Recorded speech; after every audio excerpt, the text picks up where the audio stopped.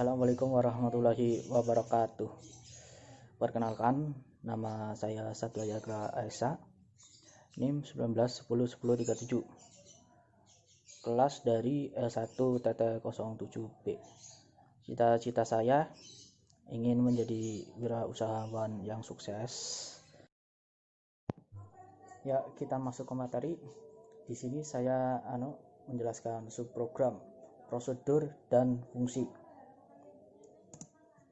Pengertian: subprogram adalah suatu bagian dari program yang digunakan untuk menjalankan suatu tugas tertentu dan letaknya terpisah dari program yang menggunakan suatu subprogram dipanggil atau digunakan dengan tujuan khusus, yaitu untuk mengerjakan suatu tugas tertentu di mana tugas tersebut dapat berupa tugas input dan atau output.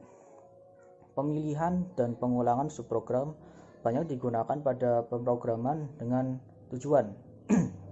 Yang pertama, program menjadi terstruktur sehingga mudah dipahami dan mudah dikembangkan. Kemudian yang kedua, dapat mengurangi pengulangan atau duplikasi kode.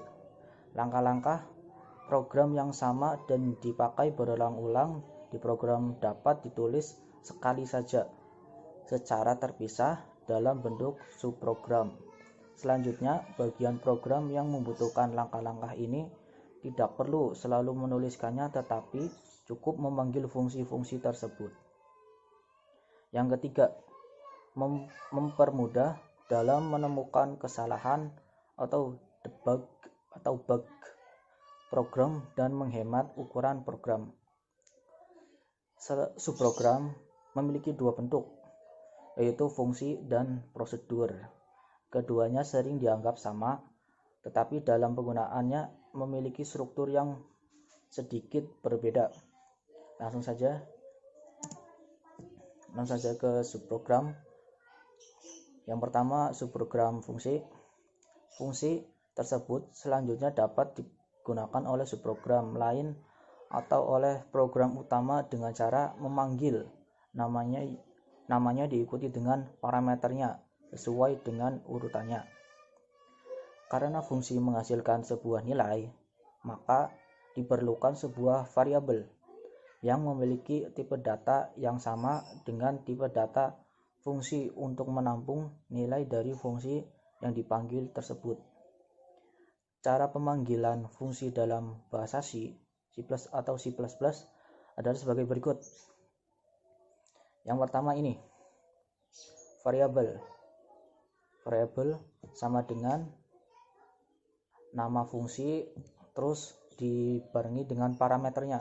Contoh pemanggilan fungsi di atas. Hasil sama dengan hitung. Fx yang tanda kurung itu parameternya. Penjelasan: hasil variabel yang nantinya akan menampung nilai yang dikeluarkan fungsi.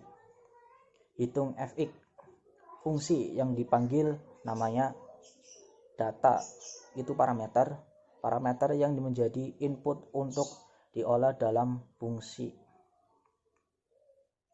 Selanjutnya ada subprogram prosedur. Suatu keterbatasan dari subprogram yang menggunakan struktur fungsi adalah hanya mampu menghasilkan satu buah nilai, yang berarti fungsi hanya mengerjakan satu tugas saja. Jika terdapat lebih dari satu nilai yang harus dihasilkan atau dikembalikan, subprogram tersebut tidak elegan dituliskan dengan struktur fungsi. Untuk mengatasi permasalahan tersebut, subprogram dapat dideklarasikan dengan menggunakan struktur prosedur yang memiliki bentuk bahasa C atau C++ sebagai berikut. Void diikuti dengan nama prosedur. Setelah nama prosedur itu ada parameter, berarti itu sama kayak fungsi. Terus isinya itu deklarasi variabel lokal jika ada, kemudian badan algoritma. Berdasarkan struktur tersebut, prosedur memiliki struktur yang hampir sama dengan struktur fungsi. Perbedaannya terletak pada parameter. Parameter pada struktur fungsi hanya terdiri dari parameter input saja. Sedangkan parameter pada struktur prosedur dapat terdiri dari parameter input, parameter output, dan parameter input atau output. Hal tersebut membuat jumlah nilai yang di-outputkan dari struktur prosedur dapat lebih dari satu selama nilai tersebut dijadikan parameter output atau parameter input atau output. Sama seperti fungsi, prosedur juga dapat digunakan pada subprogram lain atau program utama dengan cara memanggil namanya diikuti dengan parameter sesuai dengan urutan. Namun perbedaannya, pemanggilan prosedur tidak dapat langsung dimanipulasi. Selain itu, pemanggilan prosedur juga tidak dapat memerlukan variabel karena prosedur tidak memiliki return value seperti pada struktur fungsi. Adapun cara pemanggilan prosedur dalam bahasa C atau C++ sebagai berikut. Nama fungsi. Nama fungsi diikuti dengan parameter. Contohnya, hitung fx yang sudah didefinisikan yang tadi, hitung fx. Parameter hasil dan data. Tanda dan digunakan untuk memanggil parameter yang memiliki tanda pointer kali pada pendefinisian prosedur. Dalam hal ini dapat parameter output atau parameter input atau output. Yang terakhir, ada subprogram tanpa parameter. Sebuah subprogram dapat dideklarasikan dengan struktur fungsi ataupun prosedur tanpa menggunakan parameter. Dengan kata lain, parameter pada struktur fungsi atau prosedur tersebut dapat dikosongkan. Pada fungsi dan prosedur tanpa parameter tersebut, output dapat diperoleh dari nilai yang sudah ditentukan atau diproses dari variabel global. Berbeda dengan variabel lokal yang hanya dapat digunakan oleh fungsi atau prosedur tersebut. Variabel global dapat digunakan pada semua fungsi dan prosedur, termasuk subprogram utama. Perubahan nilai pada variabel global dari fungsi atau prosedur akan berakibat juga pada hasil yang diperoleh fungsi atau prosedur lain yang menggunakan variabel global tersebut. Ya, selanjutnya itu ke contoh programnya saya akan mencontohkan. Ya, selanjutnya kita ke programnya, masuk. Sini saya sudah membuatkan contoh programnya. Di sini saya menggunakan fungsi. Yang pertama itu include, kemudian using nama space std, void hitung kecepatan. Ini tadi saja variasi kecepatan. Ini di sini juga kecepatan.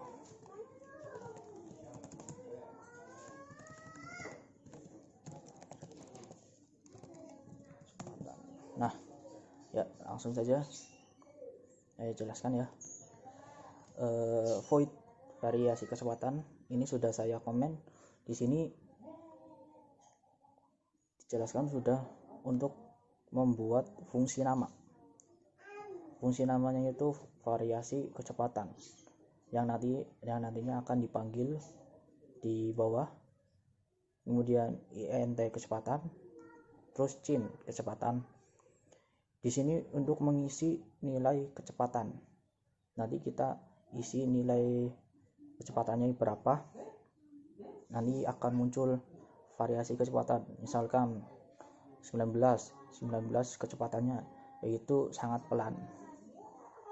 Kemudian if kecepatan, mulai dari 0 sampai 9 itu sangat pelan ya. Jika saat melakukan angka nilai dari 0 sampai 19 itu sangat pelan nanti.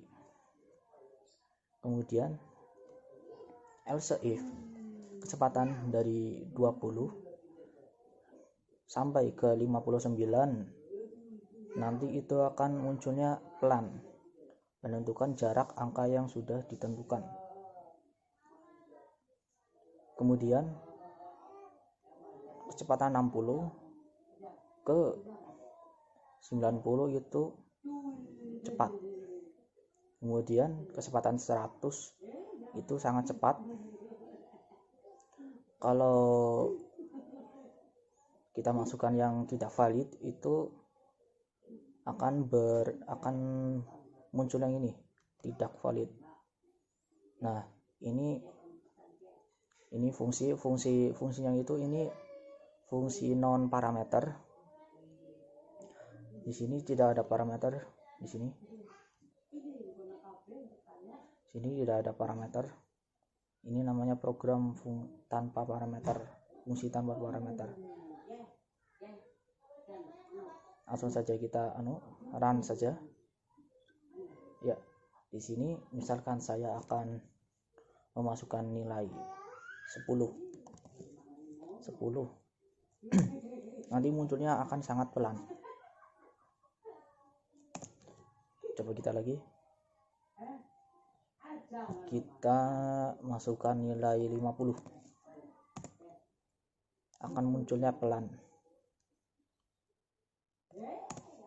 Kemudian kita coba lagi. Misalkan saya masukkan 79. Itu sangat cepat. Ya, itu saja. Programnya seperti ini, simple tapi pasten. Ya, langsung ke flowchartnya saja ya. Langsung ke flowchart. Ini saya sudah menggambar flowchartnya. Pertama dari mulai, nanti akan diproses ke hitung kecepatan. Hitung kecepatan itu nama fungsinya. Kemudian input kecepatan yang tadi, yang kita mengisi terserah dari 0 sampai 19 itu sangat pelan. Dari 20 sampai ke berapa tadi itu pelan, dan sebagainya. Nanti akan turun ke jika 0 dari 0 sampai 19 itu sangat pelan. Itu kalau bernilai true akan munculnya seperti ini.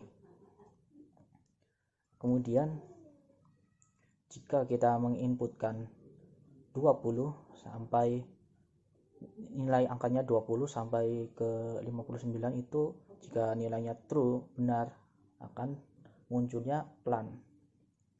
Kemudian jika kita menginputkan nilai dari 60 sampai 90, jika true, nilainya benar, itu akan menghasilkan cepat. Jika nilainya 100 kemudian diinputkan bernilai true, akan menghasilkan sangat cepat, kemudian selesai. Jadi jika input kecepatan, misalkan kita masukkan nilai 9999 terus, akan bernilai 0 atau tidak valid, akan munculnya, kemudian selesai. Ya, itu saja yang bisa saya jelaskan di sini. Mohon maaf jika kurang jelas dalam menjelaskan. Kurang lebihnya mohon maaf. Untuk quotesnya dari saya itu everything is connected. Ya, itu saja. Wassalamualaikum warahmatullahi wabarakatuh.